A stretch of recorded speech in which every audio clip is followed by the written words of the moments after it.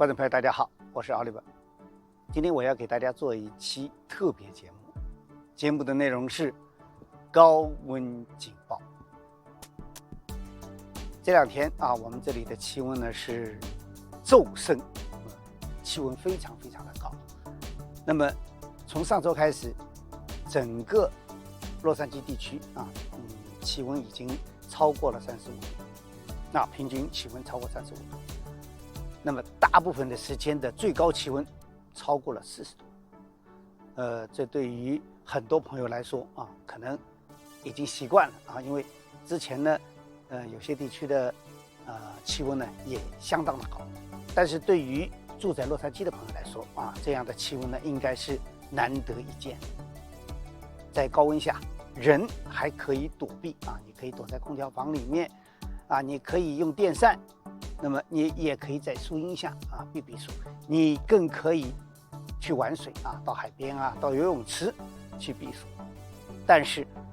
我身后的百香果怎么办？高温下，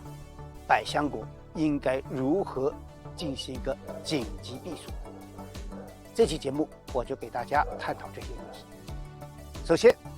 我们得了解百香果。百香果它最好的生长的温度呢是在20摄氏度到30摄氏度这样一个区间里面，过低、过高都会影响它的生长发育，特别是在开花结果期间这两天我就非常的担心，因为我们的百香果在我们这个地区，在9月底和10月初以10月1号为中心轴，是秋季果开花的一个时间。如果高温一直这么持续下去，那么很可能会影响到我们今年的产量。刚才我已经讲了，20摄氏度到30摄氏度是百香果最好的生长这样一个温度，低于20度它的生长就会缓慢，低于10度百香果呢基本就不生长。如果低于了0度，那百香果呢就很容易直接死亡。同样的，气温太高，高于30度，百香果的生长呢就会停止，百香果不长了。同时呢，还会出现很多很多的其他的问题，比如说叶子干黄，比如说花落的掉落量非常大如果是正好是在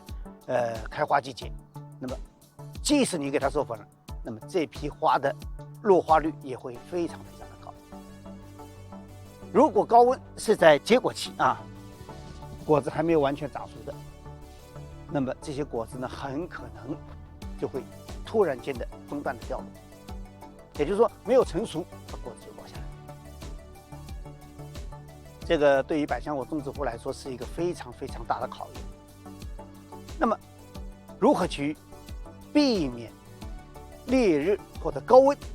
对百香果的伤害呢？首先，我们其实在种植过程当中已经就这个问题呢进行了一个预防大家看到我身后呢是2排的百香果2排百香果之间的距离呢是1.8米。为什么定1.8米我们的高度和宽度的这样一个比例是怎么设定出来的1.8米不仅可以很好的节省我们的空间，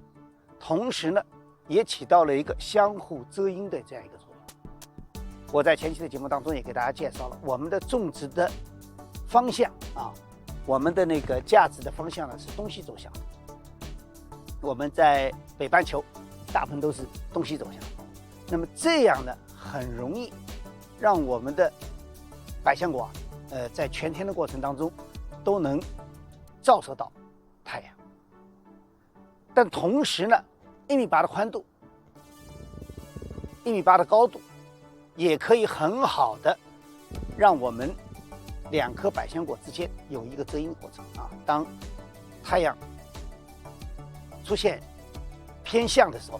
那么2颗百香果之间呢有一个很好的遮阴的这样一个动作，不至于让所有的百香果在烈日下暴晒啊，它们之间相互有一个遮阴工作啊，这是我们在篱笆式的种植过程当中的一个优势。大家可以设想一下啊，如果是大棚式的种植，那么你整个的植株都是平铺在大棚顶上的啊，果子在下面，那么上面全部是太阳的直射，那么这就容易造成植株的伤害啊，叶子变黄，那个茎干呢，萎缩。有人说没有照到果子啊，没有照到花，花可能在下面啊，没有照到果子。其实大家知道，百香果如果果子晒不到太阳啊，我可以给大家看一看啊，这些果子啊，这里果子大家可能看得清楚一点，这些果子颜色就偏淡啊，它不是绿色的，它有一点点发黄的，不是品种这样的，是因为这些果子一直长在树枝里面，它没有照到太阳，所以才会出现这种状况。百香果是需要阳光照射的，但是呢，又不能过大的太阳去照射，所以呢，篱笆式的种植啊，第一步已经做到了一个防范。那么第二步就是人工的防范啊，如果你种的百香果量不是特别大啊，那么家里有棵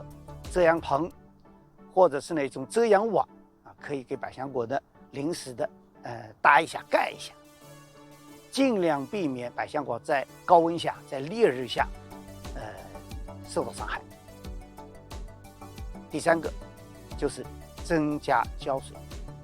在高温下地面的蒸发会大大的提升